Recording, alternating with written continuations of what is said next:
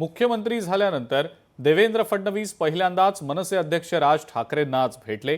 राज ठाकरेंच्या शिवतीर्थ या निवासस्थानी या दोन्ही नेत्यांमध्ये जवळपास तासभर चर्चा झाली आणि यावेळेला आगामी महापालिका निवडणुकांच्या अनुषंगाने मनसे पुन्हा महायुतीमध्ये एंट्री करण्याची शक्यता असल्याची माहिती ही सूत्रांनी दिलेली आहे।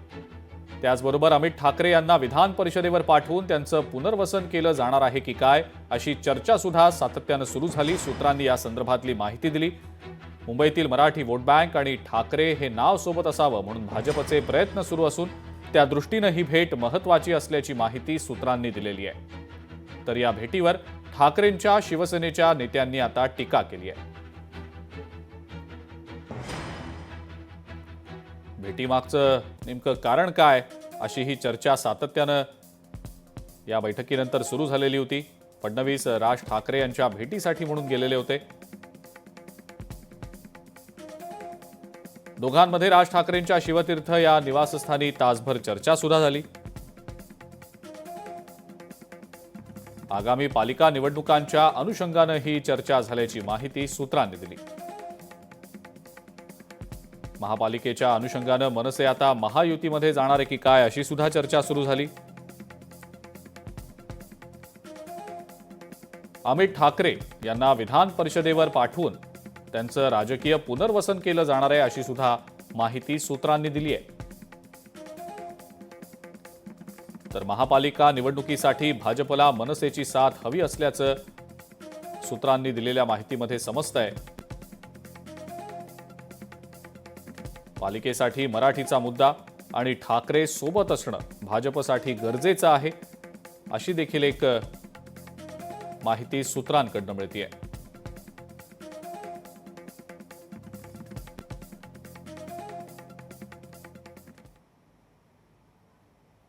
ही कुठलीही राजकीय भेट नाही। मी मुख्यमंत्री झाल्यानंतर राज ठाकरेजींचा मला अभिनंदनाचा फोन आला। त्यावेळेस मी त्यांना सांगितलं होतं मी घरी येईन, त्याप्रमाणे मी आज घरी गेलो होतो। या बैठकीचा किंवा या आमच्या ज्या काही गप्पा आहेत यांचा कुठलाही राजकीय संदर्भ नाही। केवळ एक जी मैत्री आहे त्या मैत्रीकरता मी त्यांच्या घरी गेलेलो होतो। पोहे खाण्याचा चहा पिण्याचा कार्यक्रम बरेच दिवस झाले आम्ही बघतो। आता मला वाटतं की हे बघून खूप झालं, खाऊन आता पोहे खूप झालं। लग्न कधी करताय याची प्रतीक्षा आता महाराष्ट्रातील लोक बघत आहेत। म्हणजे एकदा पोहे खा, पाहून घ्या, आता एकदा झालं, दोनदा झालं, एकदा करून टाका शुभमंगल। चर्चा चर्चा चर्चा अधिक त्यावर चर्चा होण्यापेक्षा देऊन घेऊन मोकळं होणं परवडलं असा आमचा त्यांना सल्ला आहे। छुपके छुपके प्यार कितने दिन चलेगा, जरा खुल के आओ, लोगों को भी पता चले कि तुम्हारे प्यार में कितना दम है। राज ठाकरे यांचा पॉलिटिकल रिलेव्हन्स संपत चाललेला आहे। त्यामुळे राज ठाकरे कुणावर बोलतात आणि त्यांच्याकडे कोण जातं याने आता फार महाराष्ट्राच्या राजकारणात उलथापालथ होईल असं वाटत नाही।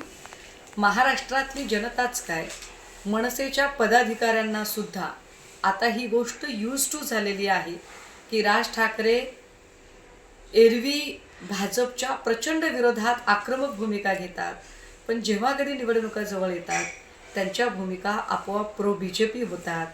आत्तासुद्धा ज्या काही तुम्ही भेटीगाठी दाखवायचा प्रयत्न करताय त्या सगळ्या पुन्हा एकदा महापालिका इलेक्शन आणि त्या सगळ्या संबंधाने असू शकतात। राज ठाकरे यांनी शिवाजी पार्कला एक कॅफे खोललेलं एवढंच मला माहिती आहे।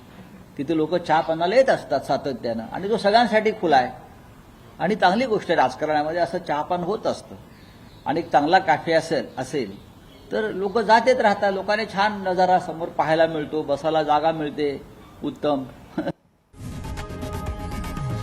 लोकशाही मराठी ऐका, पहा, जागरूक रहा।